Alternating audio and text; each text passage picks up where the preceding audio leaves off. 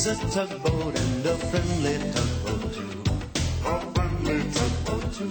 Oh, Theodore likes to do the things that friendly tugboats do.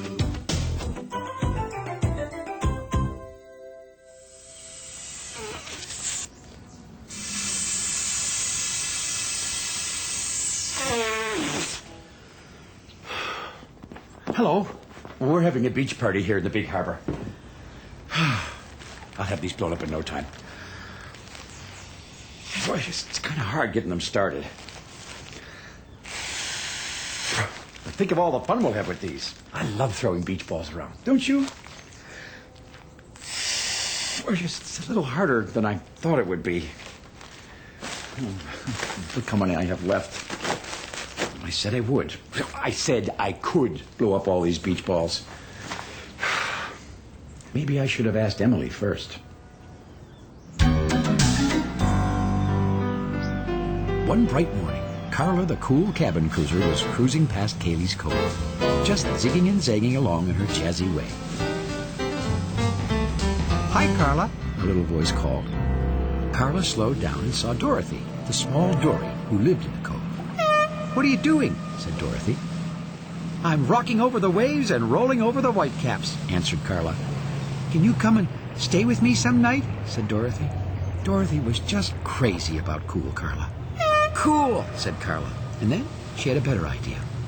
"I'll go invite Sigrid, too. We could have a sleepover tonight." Carla cruised off to find Sigrid. Dorothy was so excited she began bobbing back and forth until, well, she almost keeled over. Sigrid was delivering supplies to Owen, the giant oil rig who lived out on the ocean. Sigrid knew that tooty-toot-toot sound anywhere. Sure enough, it was Carla. "Dorothy and I are having a sleepover at Cayley's Cove tonight," called Carla. "It was my idea. Are you coming?" Sigrid thought about it for a moment. "Well, I'll go if my friend Emily can go," she said. "Cool! Emily's my friend too," smiled Carla. "I'll go ask her. See you at 8 and don't be late."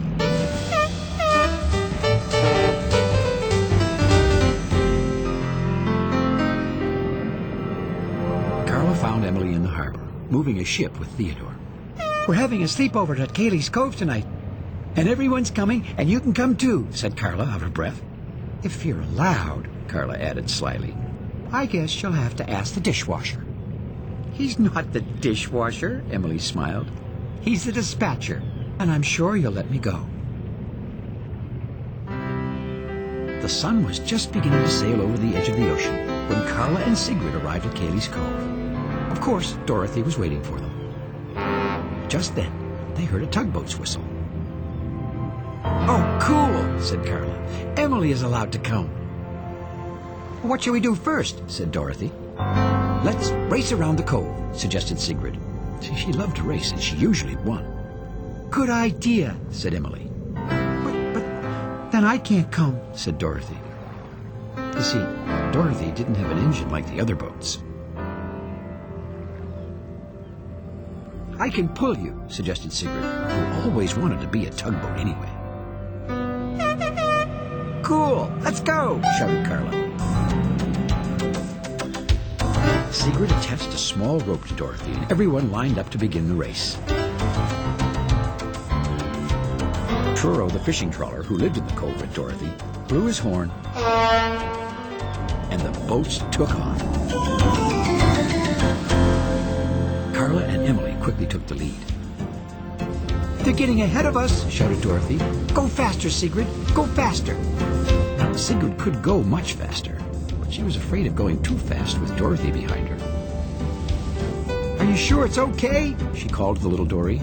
"I want to go fast," shouted Dorothy. "The faster, the better." But as soon as Dorothy said that, she wasn't so sure. Sigrid poured on the power and quickly caught up to Carla and Emily. Dorothy wobbled along behind Sigrid like a little toy boat on a rope. "Can we slow down?" she called. "But you said go fast," shouted Sigrid, slowing down. But saying I want to go fast is different than going fast, said Dorothy, all out of breath. What's the matter? Called Carla, looping back. Maybe we should do something else, said Sigrid. We can go to Shipwreck Rock, suggested Dorothy. The little Dory had never been before, and she had always wanted to go, especially the bigger boats. That's a good idea, said Emily. Then we're off to the rock, said Carla. The 4 Buccaneers. Sigrid began to tow Dorothy again. By this time, it had gotten quite dark. The dory peered out towards the inky ocean. Is Shipwreck Rock far? She said. Pretty far, answered Sigrid. The farther the better, said Dorothy, holding back a great big yawn. And when I get there, I'm going to stay up all night. Well, no sooner had Dorothy said this when Sigrid slowed down again.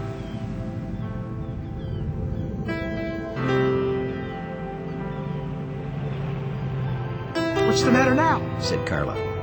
Shh. Dorothy's asleep, whispered Sigrid. And sure enough, Dorothy was snoring little Dory snores.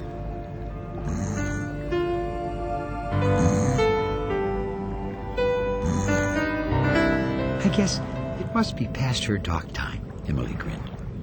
Should we still go to Shipwreck Rock? Said Sigrid. It would be really cool out there, said Carla. Unless you guys are up past your dock time, too, she added with a scampy smile. We could tell scary stories there, suggested Sigrid. That's a good idea, agreed Emily.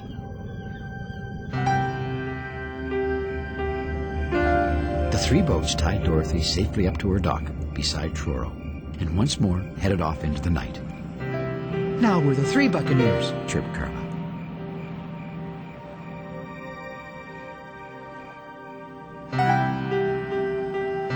The 3 boats soon saw the grim outline of Shipwreck Rock rising up out of the ocean. It looks different at night, said Emily.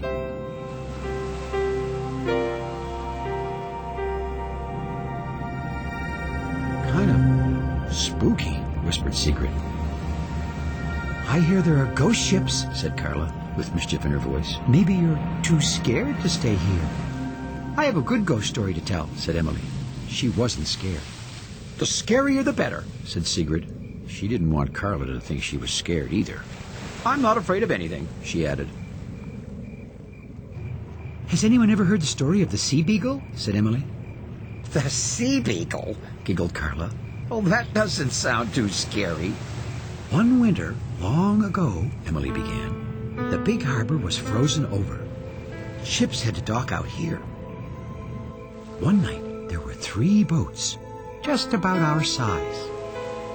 Well, it wasn't long until Sigrid was sorry she said she wanted to come out to Shipwreck Rock.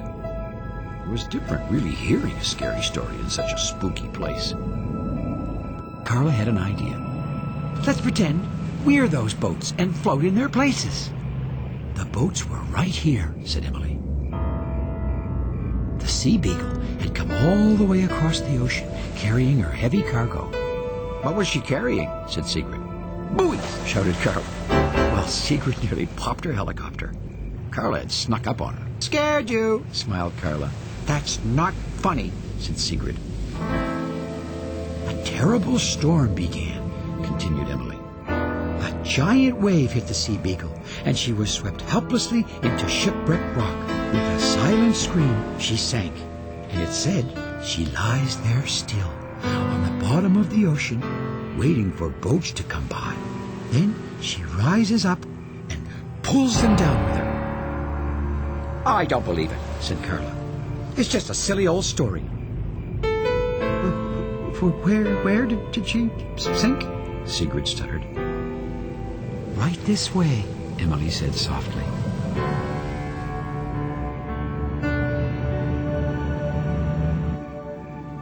Emily led Sigrid and Carla to the deepest, darkest, creepiest part of Shipwreck Rock.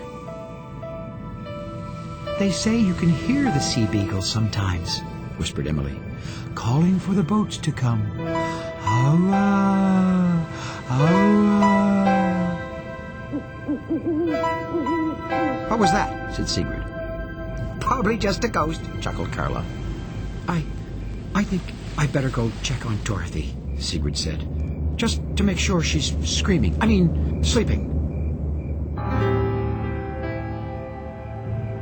Looks like it's just us two buccaneers now, said Carla.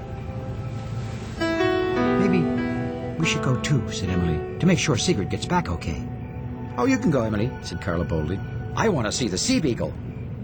They say if you want to see the sea beagle, frowned Emily, all you have to do is say the words, starboard, larboard, homeward bound, call my name and I'll haul you down.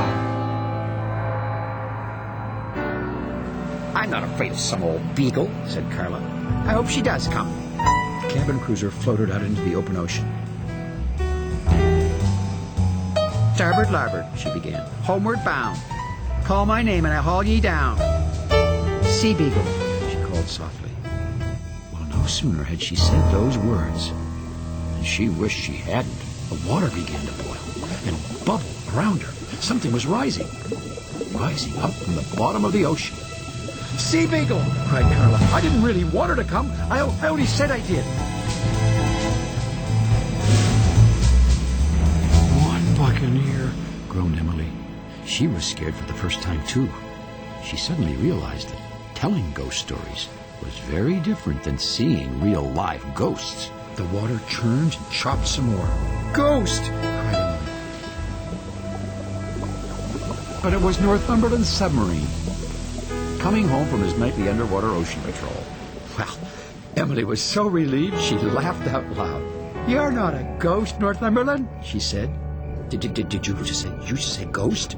Stammered the sub, and down he went again. Goodbye, Sea Beagle.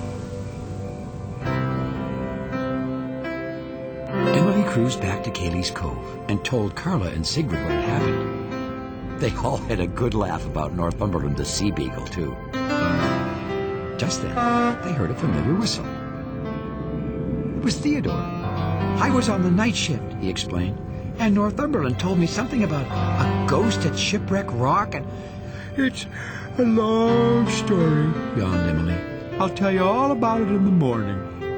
Right now, I'm really tired. Have a good sleep, called Theodore. Me too, yawned Sigrid. I'll be snoring before you can say sea beagle, added Carla.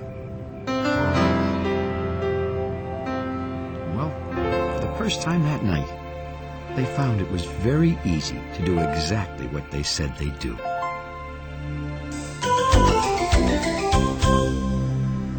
Emily really did have a wonderful sleep that night. Just like she said she would. Oh, and I said that I would blow up these beach balls. Oh, but there's too many of them. Wait, I know something I can do. I can have everyone in the big harbor help me. Right. Thanks for visiting with us, and we'll see you all again next time. Oh, Lisa. Wait, I wonder, do tugboats know how to blow up beach balls?